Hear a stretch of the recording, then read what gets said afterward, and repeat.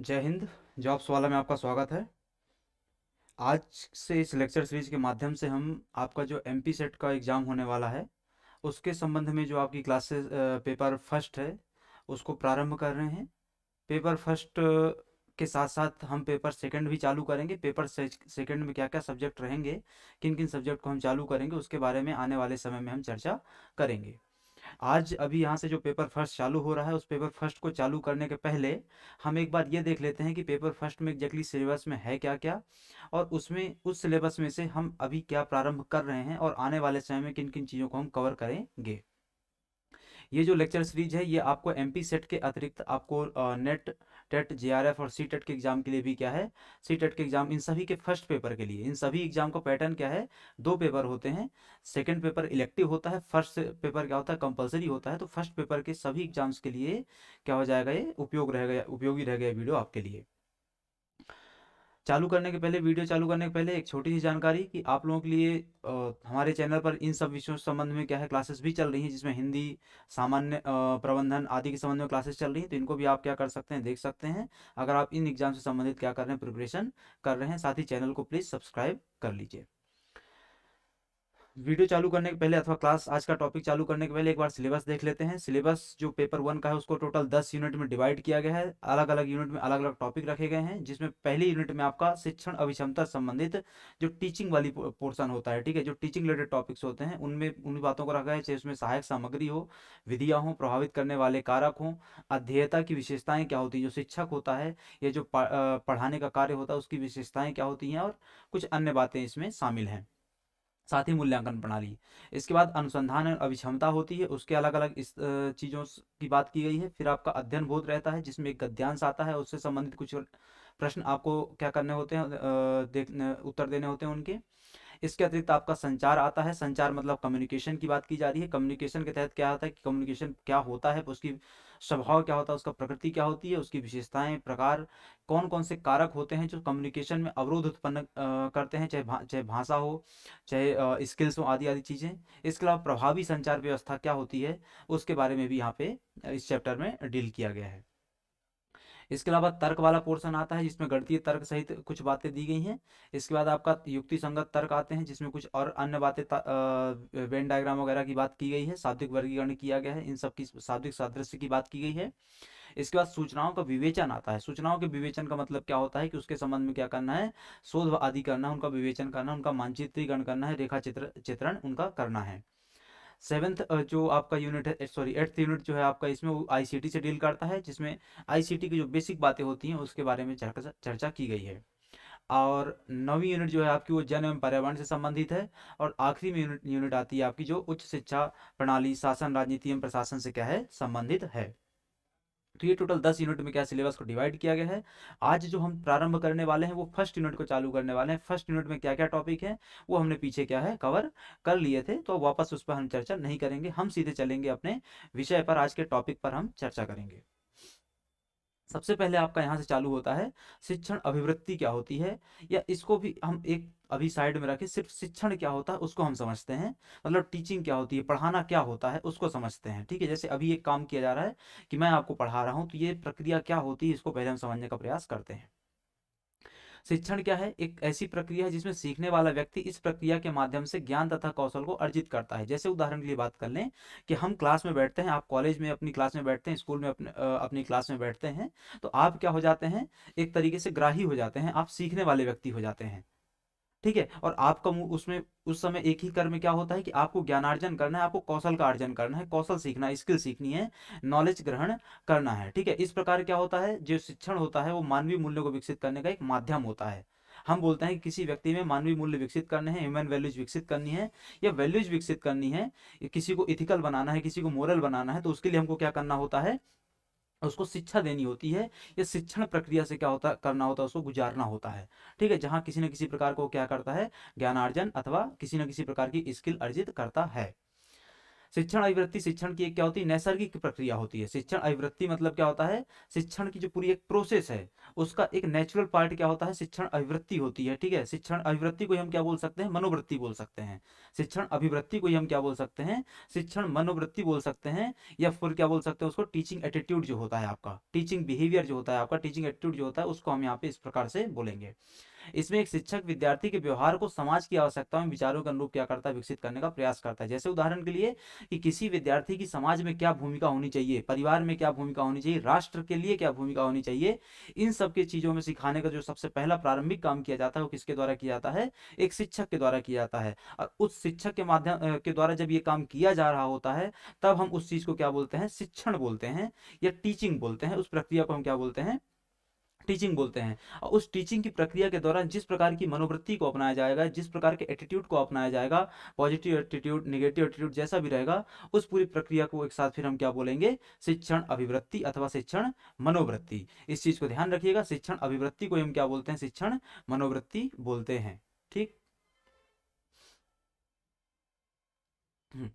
इसके बाद आता है शिक्षण और अभिवृत्ति, दो शब्दों अर्थात शिक्षण और अभिवृत्ति से मिलकर के बना हुआ, जिसका अर्थ होता है एक शिक्षक में विद्यार्थियों को पढ़ाने वाले गुणों का क्या होना, विद्यमान होना अथवा पाया जाना। इस बारे में हमने चर्चा कर ली थी।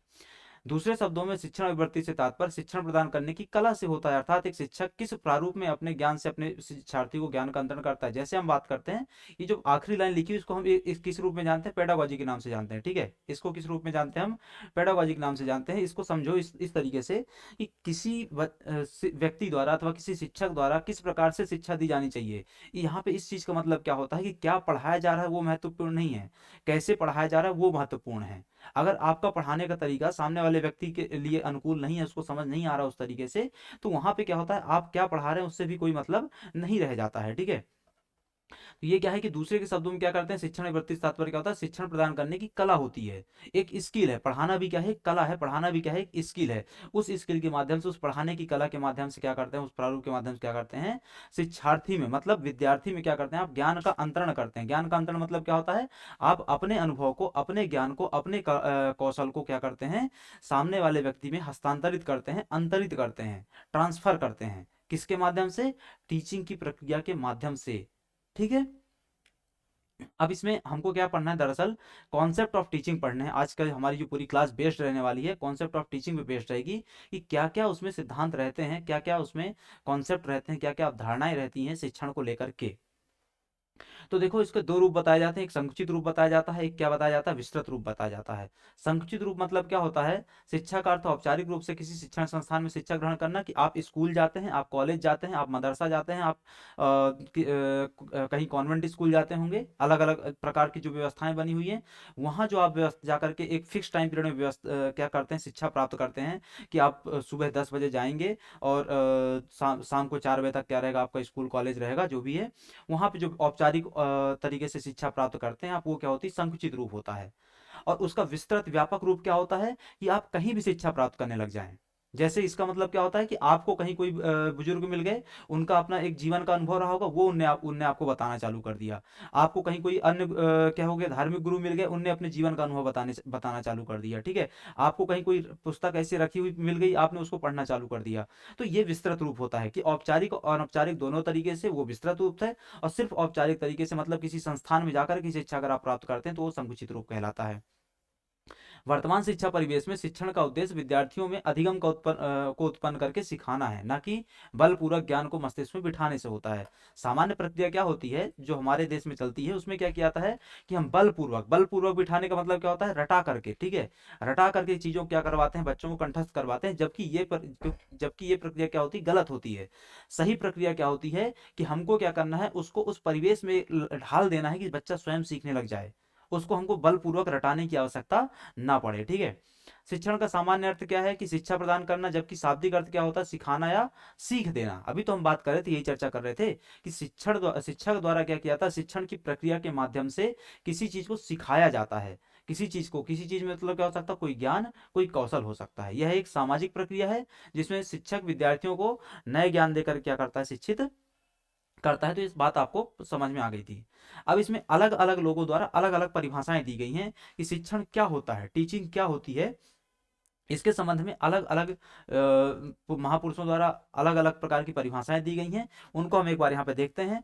देखो, ये जो पूरा आपका चल रहा है, ये जो हम टॉपिक यहाँ से चालू कर रहे हैं, इसके संबंध में आपको निरंतर एमसीक्यू क्लास भी मिलती रहेंगी, ताकि आपको पता चलता रहे कि आपने आज की क्लास में जो पढ़ा है उससे एग्जैक्टली किस प्रकार के एमसीक्यू आपके एग्जाम में निकल करके आएंगे, किस प्रकार के एमसीक्यू आपके एग्जाम में बनेंगे। ठीक है, सबसे पहले हम आते हैं यहाँ पर परिभाषाओं को लेकर के, कि शिक्षण के द्वारा शिक्षार्थी नवीन ज्ञान का अर्जन करता है। इसके संबंध में अलग अलग परिभाषाएं क्या है, तो रियांश महोदय के अनुसार क्या है, दूसरों को सिखाने, दिशा निर्देश देने एवं उन्हें निर्देशित करने की प्रक्रिया। बात तो बिल्कुल सही है ना, कि अगर मैं आपको कुछ सिखा रहा हूं, मैं आपको कुछ दिशा निर्देश दे रहा हूं कि आपको ऐसे ऐसे पढ़ना है, मैं आपको निर्देशित कर रहा हूं कि आपको ये पढ़ना है, ये नहीं पढ़ना है, इसको ऐसे समझिए, इसको ऐसे मत समझिए। ठीक है, तो ये क्या है, एक क्या होता है, शिक्षण का माध्यम होता है, ये क्या होती है, शिक्षण की एक प्रक्रिया होती है।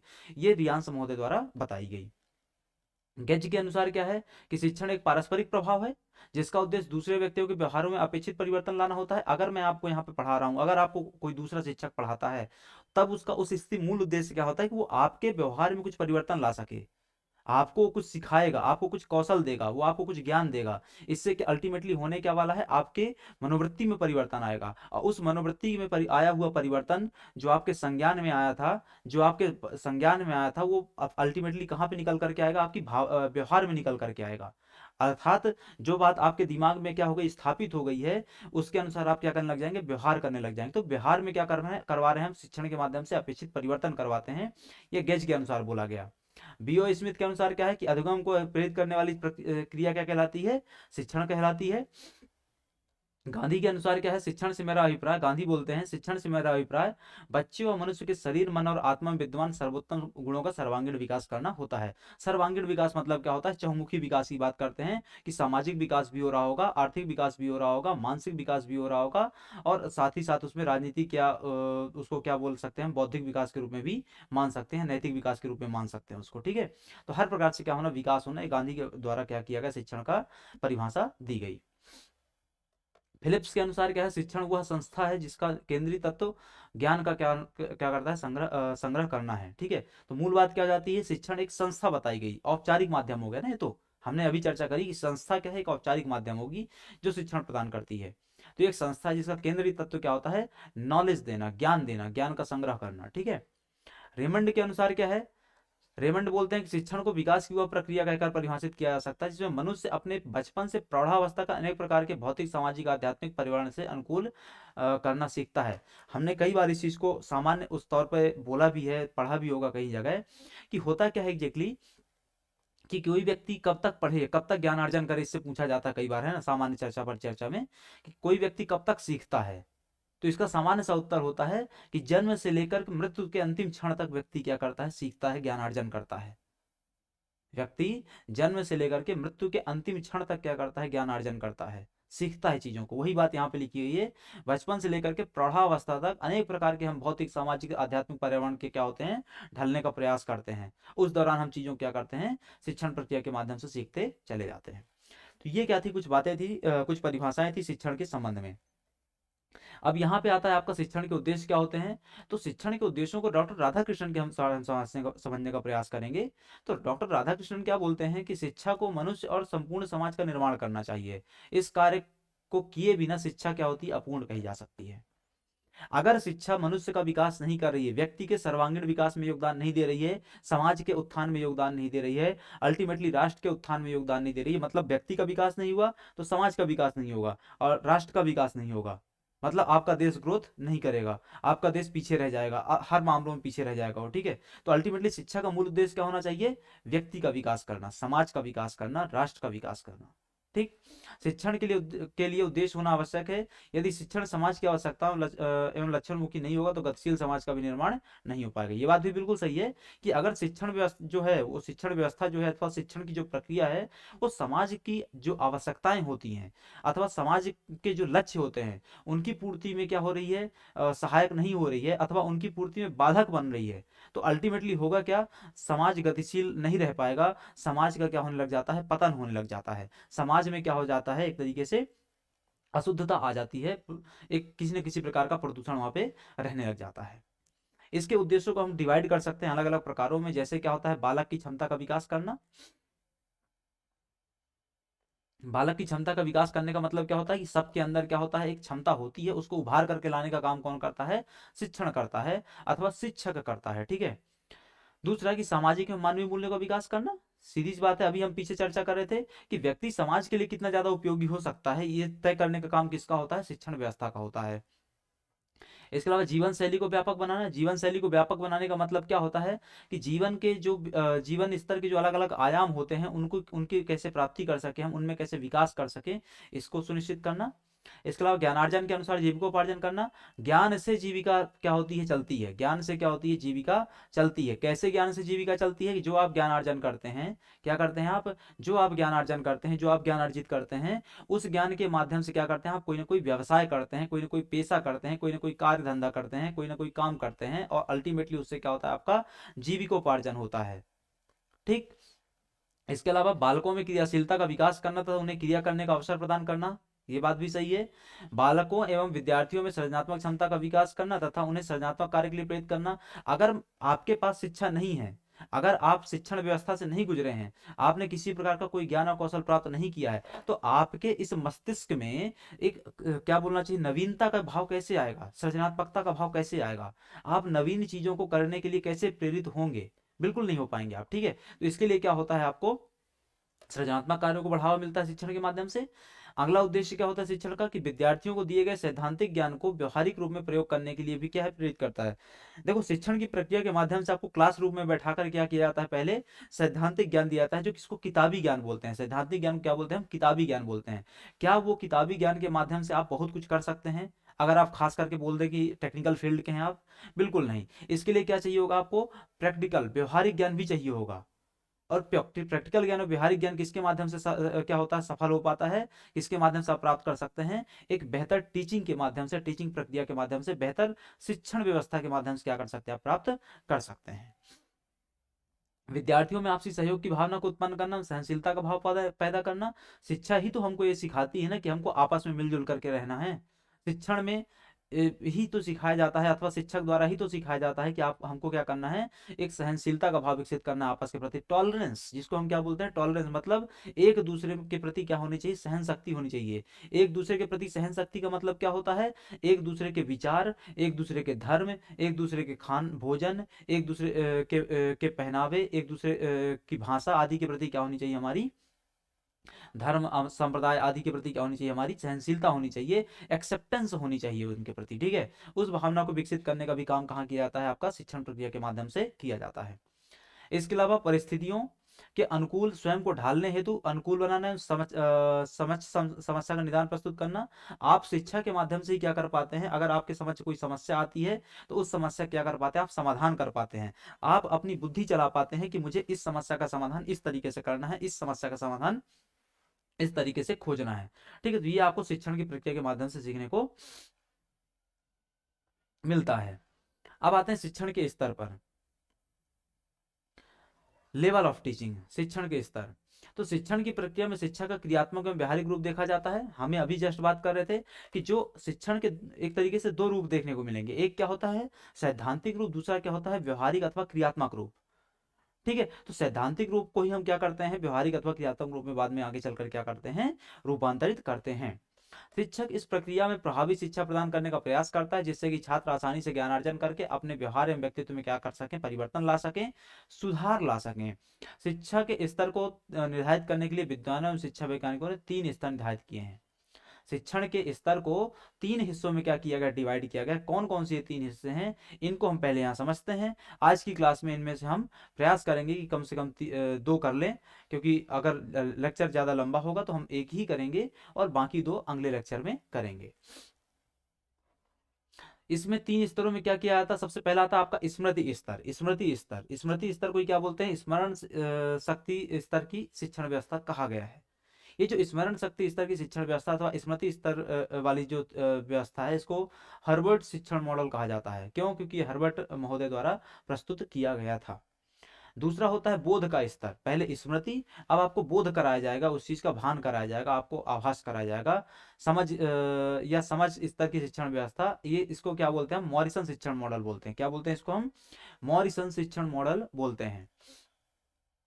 तीसरा आता है आपका चिंतन स्तर या विचारात्मक स्तर की शिक्षण व्यवस्था। चिंतन अथवा विचारात्मक स्तर की शिक्षण व्यवस्था, इसे हम क्या बोलते हैं, हंट का शिक्षण मॉडल बोलते हैं। इसको हम क्या बोलते हैं, हंट शिक्षण मॉडल।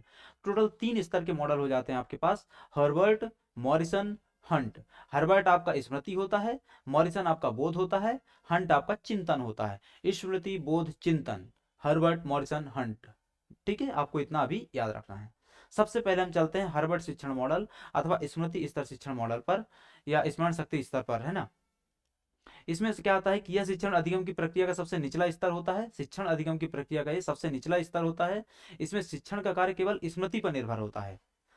मतलब आपको सिर्फ याद करवाया जा रहा है। आपको क्या क्या करवाया जा रहा है, सिर्फ याद करवाया जा रहा है। इसमें शिक्षण कार्य किसमें रहता है, स्मृति पर निर्भर करता है। अर्थात इसमें शिक्षक एवं छात्र दोनों ही सबसे क्या है, निम्न मानसिक धरातल पर होते हैं।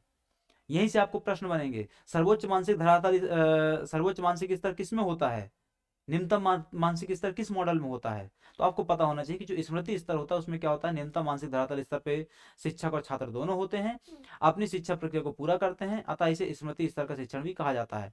सामान्य शब्दों में समझो कि जहां पे क्या किया जा रहा है, आपको सिर्फ चीजों को स्मरण कराया जा रहा है, रटाया जा रहा है, वो सब क्या है, आपका हर्बर्ट शिक्षण मॉडल है, स्मृति स्तर का मॉडल है।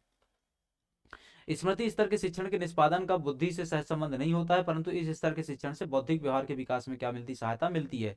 इसका बुद्धि से कोई संबंध नहीं है। स्मृति स्तर के शिक्षण मॉडल का बुद्धि से कोई संबंध नहीं होता है। मतलब ये चीज क्या है, बुद्धि से परे। यहाँ पे सिर्फ आपको क्या किया जा रहा है, रट्टाफिकेशन वाली जो बातें होती हैं वो सिर्फ करवाई जाती हैं, इसके अतिरिक्त कुछ भी नहीं कराया जाता। इस स्तर की शिक्षण अधिगम का उद्देश्य दी गई विषय सामग्रियों को रट लेना होता है। इसमें छात्र बिना सोचे समझे विषय सामग्री को रटते रहते हैं। यहाँ बौद्धिकता का स्तर काफी निम्न होता है, इसीलिए इस स्तर पर उच्च स्तरीय पाठ सामग्रियों का उपयोग नहीं किया जाता। क्या बात समझ में आ गई इस पेज से आपको। पहला, स्मृति स्तर अथवा स्मरण शक्ति स्तर अथवा हर्बर्ट शिक्षण मॉडल क्या होता है। ये निम्न मानसिक धरातल स्तर पर आधारित एक ऐसा मॉडल होता है जो सिर्फ और सिर्फ किस चीज पे काम करता है, स्मृति पे काम करता है। अर्थात यहाँ पे बौद्धिकता का स्तर क्या होता है, निम्न होता है। यहाँ पे उच्च स्तर वाली जो शिक्षण सामग्रियां होती है उनको क्या कर दिया जाता है, साइडलाइन कर दिया जाता है। और यहाँ पे इस चीज का क्या होता है, जो आपका निष्पादन होता है हार्वर्ड शिक्षण मॉडल के तहत, जो ज्ञान का निष्पादन होता है, जो शिक्षण का निष्पादन होता है, वो क्या होता है, बुद्धि से अलग होता है, बुद्धि से क्या होता है, परे होता है, बुद्धि से उसका कोई सहसंबंध नहीं होता है। यहाँ पे सिर्फ आपको क्या किया जाता है, रटना सिखाया जाता है। यह स्तर अन्य विचारवान स्तरों के लिए आधारशिला प्रदान करता है। स्मृति स्तर के शिक्षण में संकेत अधिगम, श्रृंखला अधिगम तथा अनुक्रिया पर महत्व दिया जाता है। प्रश्नोत्तर विधि में इसमें कोई महत्व नहीं दिया जाता है। क्या बात हो गई, प्रश्नोत्तर विधि क्या होती है। प्रश्नोत्तर विधि का मतलब क्या होता है कि जब शिक्षण की प्रक्रिया में दो लोग इन्वॉल्व होते हैं, सामान्यतः शिक्षण की प्रक्रिया में सामान्यतः दो लोग इन्वॉल्व होते हैं। कौन, शिक्षक और छात्र, शिक्षक और शिक्षार्थी, दो लोग इन्वॉल्व होते हैं। जो शिक्षक होता है वो क्या करता है, कुछ ज्ञान देता है, और शिक्षार्थी क्या करता है, उसको ग्रहण करता है। और शिक्षार्थी को जब भी क्या होता है, कोई डाउट होता है तो वो क्या करता है, प्रश्न पूछता है, और शिक्षक पुनः उसका क्या करता है, उत्तर देता है। ये होती है आपकी प्रश्नोत्तर विधि। प्रश्न पूछे जाएंगे, उत्तर दिए जाएंगे। लेकिन इस स्तर पर इन सब चीजों का कोई महत्व नहीं होता है। जो शिक्षण का स्मृति स्तर होता है, पहला स्तर जो होता है, उसमें इन सब चीजों का कोई मतलब नहीं होता है। ठीक है, स्मृति स्तर के प्रारूप को और अधिक स्पष्ट करने के लिए इसमें क्या किया गया, मॉडल को अलग एक विस्तृत रूप दिया गया है। इसमें क्या है, 4 पक्ष बताए गए हैं। 4 पक्षों में उद्देश्य क्या होता है, संरचना क्या होती है, सामाजिक प्रणाली क्या होती है, और आखिरी में आता है आपका मूल्यांकन प्रणाली क्या होती है। ये जो संरचना वाला पोर्शन है आपका, इसमें क्या है, तैयारी करना, योजना बनाना, प्रस्तुतिकरण, इसके बाद तुलना एवं समरूपता, सामान्यीकरण, उपयोग, ये 5 चीजें भी क्या है उसके तहत शामिल होती हैं। इनको हमको क्या करना है, एक बार समझने का प्रयास करना है स्मृति स्तर के तहत। सबसे पहले आपका आता है उद्देश्य। स्मृति स्तर के उद्देश्य क्या होते हैं। स्मृति स्तर के उद्देश्यों में पहला उद्देश्य आता है मानसिक पक्षों का प्रशिक्षण देना। दूसरा, तथ्यों का ज्ञान प्रदान करना। मानसिक पक्षों का प्रशिक्षण देने का मतलब क्या है, जो भी मस्तिष्क में चल रहा है विचार, उसके बारे में क्या करना, प्रशिक्षित करना। दूसरा, तथ्यों का ज्ञान प्रदान करना, फैक्ट्स रटाए, बोले रटाए, रटाने का काम किया जाता है, फैक्ट्स रटाए जाते हैं। सीखे हुए तथ्यों का प्रत्यास्मरण रखना। प्रत्यास्मरण रखने का मतलब क्या होता है कि याद दिलाते रहना। और आखिरी में आता है सीखे हुए ज्ञान का प्रत्यास्मरण करना था, पुनः क्या करना, उसको प्रस्तुत करना। जो आपने सीखा, जो आपने रटा, जो आपने अपनी स्मृति में बैठाया, उसको क्या करना है, प्रत्यास्मृत करना है, बाहर लेकर के आना है, और लोगों से क्या करना है, उनको पुनः प्रस्तुत करना है लोगों को समझ। तो स्मृति स्तर के शिक्षण मॉडल का प्रारूप ऐसा होना चाहिए जिसके द्वारा उपरोक्त उद्देश्यों क्या की जा सके, प्राप्ति की जा सके। ये उपरोक्त उद्देश्य आपके दिए हुए हैं। जो दूसरा आता है स्मृति स्तर के तहत क्या आता है, जो दूसरा मॉडल आता है आपका, दूसरा चरण जो आता है वो क्या आता है आपका, संरचना का। संरचना ने क्या किया, इसके तहत क्या किया, हर्बर्ट महोदय ने शिक्षण प्रणाली का प्रस्तुतिकरण पर अधिक बल दिया है। हर्बर्ट की पंचपदी प्रणाली स्मृति के स्तर के शिक्षण को संरचना का प्रारूप प्रदान करती है। अब देखो, पहला उद्देश्य चरण क्या हो गया, उद्देश्य। दूसरा चरण क्या होता है, संरचना। संरचना को किसने दिया, हर्बर्ट महोदय ने दिया। इसको क्या नाम दिया गया, पंचपदी प्रणाली नाम दिया गया। पंचपदी प्रणाली का नाम क्यों दिया गया, क्योंकि ये देखो 5 पद हैं। क्या है ये संरचना से निकले हैं पांचों पद। ठीक है, पहले योजना बनाएंगे, फिर उसको हम प्रस्तुत करेंगे, फिर उसकी हम तुलना करेंगे, फिर हम सामान्यीकरण करेंगे, और फाइनली हम क्या करेंगे, उसका उपयोग करेंगे। ये क्या होता है, पंचपदी प्रणाली होती है। अब चलते हैं हम इसमें कि क्या है ये सभी पांचों चीजें। सबसे पहले क्या आता है, तैयारी करना, योजना बनाना। देखो ये बात सही है बिल्कुल, कि अगर आप कुछ क्या कर रहे हैं, इंट्रोड्यूस करने वाले हैं, अगर आप कुछ क्या कर रहे हैं, इंट्रोड्यूस करने वाले हैं, तो उसके पहले क्या करना पड़ेगा, आपको प्री प्रिपरेशन करनी पड़ेगी, पूर्व तैयारी जिसको बोलते हैं। तभी तो आप क्या कर सकते हैं, कोई चीज प्रेजेंट कर सकते हैं, इंट्रोड्यूस कर सकते हैं। तो शिक्षक पाठ्य वस्तु के सार्थक विचारों को अपने चेतन मस्तिष्क में लाता है और छात्रों को उन तथ्यों के लिए अनुभव प्रदान करता है, जिससे छात्र उन तथ्यों को क्या कर सके, प्रत्यास्मरण कर सके। इसके लिए शिक्षक को प्रस्तुतिपूर्ण पूर्व तैयारी की जाती है। अभी तो हमने जस्ट डिस्कस किया कि तैयारी करना, योजना बनाना, प्री प्लानिंग जिसको बोलते हैं हम, प्लानिंग बोलते हैं, प्रिपरेशन बोलते हैं, वो सब किया जाता है किसके पहले, प्रस्तुतिकरण के पहले, प्रेजेंटेशन के पहले, इंट्रोडक्शन के पहले। जब प्रस्तुतिकरण होगा, जब प्रेजेंटेशन होगा, जब इंट्रोडक्शन हो जाए होगा, तो उसके तहत क्या होता है, तो शिक्षक नवीन तथ्यों को छात्रों के समक्ष प्रस्तुत करता है। नवीन ज्ञान को प्रस्तुत करने में यह ध्यान रखा जाता है कि उसका छात्रों के पूर्व ज्ञान से संबंध स्थापित किया जा सके। आपने पिछली क्लास में जो पढ़ा था, उसकी कनेक्टिविटी आज की क्लास में हो पा रही है कि नहीं हो पा रही है, आपने पिछली कक्षा में जो पढ़ा था उसकी कनेक्टिविटी इस कक्षा में हो पा रही है कि नहीं हो पा रही है। ये सब प्रस्तुतिकरण के दौरान क्या करना होता है, आपको ध्यान रखने की आवश्यकता होती है। प्रस्तुतिकरण में शिक्षक के कार्य सुनिश्चित होने चाहिए, तो शिक्षक को पाठ्य पुस्तक को प्रस्तुत करना चाहिए। अब प्रस्तुतिकरण के प्रारूप की 3 प्रमुख विशेषताएं क्या होती हैं। प्रस्तुतिकरण के प्रारूप की 3 प्रमुख विशेषताएं क्या होती हैं, उसमें आता है पहला कि सुनिश्चितता। सुनिश्चितता में क्या आता है कि प्रस्तुतिकरण में पाठ्य पुस्तक का रूप सुनिश्चित होनी चाहिए। आप जो भी चीज क्या करने प्रेजेंट करने वाले हैं, उसमें एग्जैक्टली पाठ्यक्रम क्या है, सिलेबाई क्या है, वो आपको पहले से तय होना चाहिए। पूर्व कथनीयता, प्रस्तुतिकरण द्वारा किस प्रकार का ज्ञान प्रदान किया जाएगा, इसका कथन पहले ही कर लिया जाता है। ठीक है, कि आप क्या बोलने वाले हैं, आप क्या ज्ञान प्रदान करने वाले हैं, इसके पहले में भी पहले ही क्या है, एक आउटलाइन बन चुकी होती है। और आखिरी में आता है तीसरा कि ज्ञान के स्वरूप का क्या करना, अवलोकन करना। अर्थात ज्ञान के विशिष्ट रूप का प्रस्तुतिकरण ऐसा हो जिसका अवलोकन हो सके, अर्थात देखा जा सके। ठीक है, तो क्या होगा, हमने यहाँ पे क्या डिस्कस किया, सबसे पहले हम देख रहे थे आपका जो आपका क्या बोलना चाहिए, इस स्मृति स्तर था, उसको 4 चरणों में डिवाइड किया गया था। जिसमें पहला क्या था, उद्देश्य था। दूसरा क्या था, संरचना था। संरचना को एक हर्बर्ट द्वारा पंचपदी प्रणाली में डिवाइड किया गया था। उसमें हमने 5 चरणों में से जो सबसे पहला चरण था उद्देश्य, उसको देखा। दूसरा चरण जो था आपका संरचना, उसको हम देख रहे थे। संरचना के तहत हमने तैयारी करना देखा पंचपदी में। दूसरा हमने प्रस्तुतिकरण देखा। प्रस्तुतिकरण के तहत हमने 3 हिस्से और देखे, सुनिश्चितता, पूर्व कथनीयता और ज्ञान के स्वरूप का अवलोकन, किस प्रकार का ज्ञान प्रदान कर रहे हैं आप। पंचपदी में तीसरा पद आता है तुलना एवं समरूपता। तुलना एवं समरूपता क्या होती है कि यदि शिक्षक प्रथम 2 सोपानों का अनुसरण भली प्रकार कर चुका है, तब छात्र नवीन तथ्यों की समानता की तुलना कर सकते हैं। अर्थात जो पीछे क्लासेस हुई थी, जो पहले बातें हो चुकी थी, उनसे क्या है, समानता स्थापित कर पाता है स्टूडेंट। इसके अलावा नए तथा पुराने विचारों में संबंध भी स्थापित कर सकते हैं, उनमें सम्मिलित तथ्यों का चयन कर सकते हैं। अगर आप चाहें तो बीच की क्लास में आप कुछ नए तथ्य भी रख सकते हैं, लेकिन उनका संबंध आपको क्या करना पड़ेगा, स्थापित करना पड़ेगा। तो ये तुलना एवं समरूपता होती है। अगला चरण आता है आपका सामान्यीकरण का। सामान्यीकरण में क्या होता है कि इस सोपान के अंतर्गत छात्र 2 या 2 से अधिक तथ्यों में सम्मिलित तत्वों को बताने का प्रयास करता है और उनके आधार पर कोई सिद्धांत निकाल सकता है, जिसको सामान्यीकरण कहते हैं। अर्थात क्या हुआ कि आपने जो बात पढ़ाई, किसको, बच्चे को जो बात आपने पढ़ाई है, वो उसको क्या करने लग जाता है, उस कंटेंट को क्या करने लग जाता है, जनरलाइज करने लग जाता है। किसके लिए, किस चीज के लिए, अपने पढ़ने में उसको आसानी हो, इस चीज के लिए क्या करता है, उसको सामान्यीकृत करने लग जाता है, जनरलाइज करने लग जाता है। ठीक है, तो इसके तहत क्या हो जाता है, आपको उसके अनुसार सामान्यीकरण वो करेगा। फिर आता है आपका उपयोग या एप्लीकेशन, कि नवीन सीखे हुए ज्ञान एवं सिद्धांतों का अन्य तथ्यों अथवा समस्याओं के समाधान में क्या करना, प्रयोग करना। अब जो भी आप क्या कर रहे हैं, ज्ञान अर्जन कर रहे हैं, जो भी आप कौशल अर्जन कर रहे हैं, उसका आप प्रयोग नहीं कर पा रहे हैं समस्याओं के समाधान में, तो फिर क्या है, कहीं ना कहीं समस्या होगी, तो इसलिए उपयोग करना है उसका। तो ये क्या था आपका दूसरा चरण था, जिसके तहत हमने आपका क्या है, तुलना समरूपता वाले पॉइंट को देखा, सामान्यीकरण को देखा, उपयोग को देखा। जो टोटल आपका पंचपदी व्यवस्था थी, टोटल आपकी पंचपदी व्यवस्था थी किसके तहत? संरचना के तहत। संरचना क्या था आपका? दूसरा चरण था, उसके तहत 5 पद थे। 5 पदों में क्या था आपका? योजना, प्रस्तुतिकरण, प्रस्तुतिकरण के अंदर फिर 3 चरण आ गए थे। तीसरा चरण क्या था आपका? तुलना एवं समरूपता। चौथा आपका सामान्यीकरण। पांचवा क्या था? उपयोग। ये क्या होता है आपका? संरचना वाला सेकंड चरण समाप्त होता है। तीसरा चरण क्या था? सामाजिक प्रणाली, सोशल सिस्टम। सोशल सिस्टम क्या होता है? शिक्षण एक सामाजिक एवं व्यावसायिक प्रक्रिया। कैसे सामाजिक प्रक्रिया कैसे है? क्योंकि समाज के लिए क्या करते हैं आप? एक ऐसे व्यक्ति का निर्माण करते हैं जो सामाजिक रूप से अनुकूल हो, नैतिक हो और राष्ट्र, समाज और परिवार के लिए क्या हो? उपयोगी हो।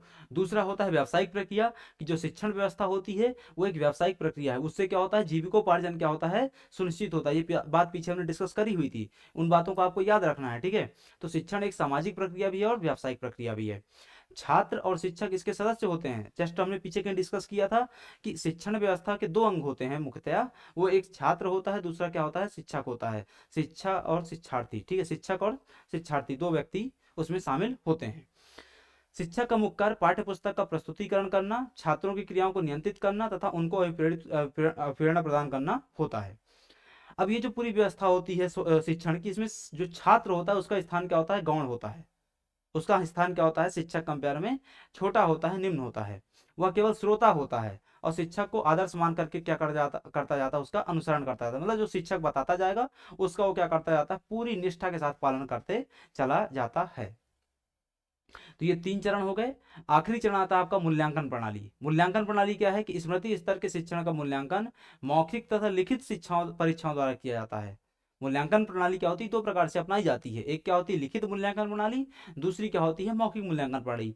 मौखिक मूल्यांकन प्रणाली मतलब क्या होता है? जो वाइवा होता है, जो इंटरव्यू होता है। और लिखित मूल्यांकन प्रणाली मतलब जो आप क्या करते हैं? डिस्क्रिप्टिव आंसर राइटिंग करते हैं या डिस्क्रिप्टिव तरीके से लिखते हैं, वो क्या होता है? आपका लिखित में आता है। परीक्षा में रटने की क्षमता पर ही क्या है? अधिक बल दिया जाता है, स्मरण करने। इसी कारण इसका नाम क्या था? स्मृति स्तर था। इसके लिए वस्तुनिष्ठ परीक्षण में प्रत्यास्मरण होने वाले पदों एवं अन्य संबंधित पदों आदि का क्या किया था? प्रयोग किया जाता है। अब आते हैं सुझाव। तो स्मृति स्तर के शिक्षण को अधिक उपादेय तथा प्रभावशाली बनाने के लिए नाम के सुझाव दिए जाते हैं। कौन कौन से सुझाव दिए जाते हैं? पुनरावृत्ति एक लय में की जानी चाहिए। पुनरावृत्ति बार बार जो आता है उसमें पढ़ाने के दौरान उसका एक लय में होना चाहिए। पाठ्य पुस्तक को सार्थक बनाया जाना चाहिए। क्या क्या बातें? पहली बात क्या? पुनरावृत्ति मतलब क्या था? एक ही चीज कई बार पढ़ा रहे होंगे आप, लेकिन उस एक ही चीज को जब आप कई बार पढ़ा रहे हैं तो इसमें इस बात का ध्यान रखना आवश्यक है कि जो लय है वो ना बदलने पाए, जो तरीका है वो ना बदलने पाए। बार बार आप उसी तरीके से ही उस चीज को क्या करेंगे? पढ़ाएंगे।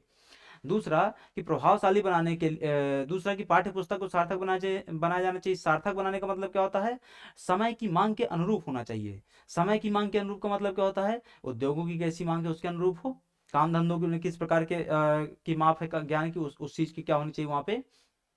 उस तरीके से उसको सार्थक बनाया जाना चाहिए, ठीक है, रिलेवेंट हो। इसके अलावा प्रत्यास्मरण तथा पुनः प्रस्तुतिकरण का अधिक अभ्यास किया जाना चाहिए। बार बार जो उसको प्रस्तुत करने वाली चीज होती है ना, उसको क्या कर सकते हैं आप? 2 से 3 बार 4 बार क्या कर सकते हैं? प्रैक्टिस कर सकते हैं, ताकि परफेक्शन आ जाए। इसके अलावा पाठ्य वस्तु क्रमबद्ध रूप में क्या की जानी चाहिए? प्रस्तुत की जानी चाहिए। तो ये भी उसी के तहत क्या आता है? आपका शामिल किया गया है। इसके बाद स्मृति स्तर को और बेहतर बनाने के लिए और क्या सुझाव दिए जा सकते हैं?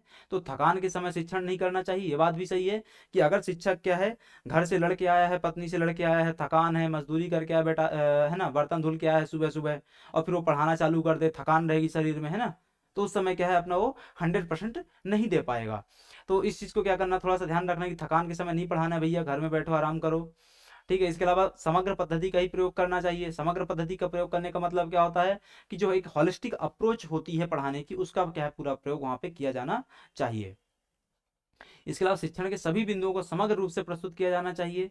अभ्यास के लिए अधिक समय दिया जाना चाहिए। अभ्यास के लिए अधिक समय दिया जाने का मतलब क्या होता है? कि प्रैक्टिस प्रैक्टिस क्या है? बार बार वहां पे निरंतर होते रहनी चाहिए।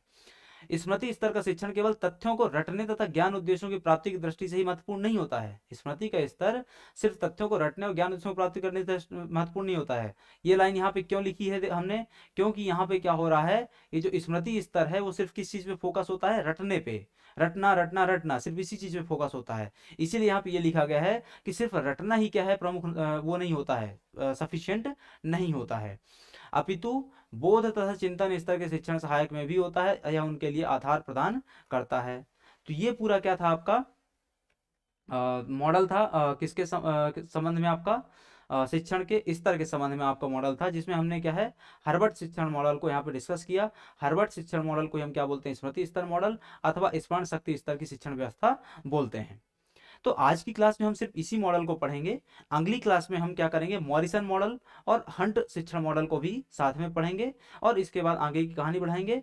आपको अलग से भी वीडियो मिलते रहेंगे, किसके संबंध में, इनके एमसीक्यू के संबंध में, किसके संबंध में, इनके एमसीक्यू क्लास के संबंध में भी आपको वीडियो मिलते रहेंगे।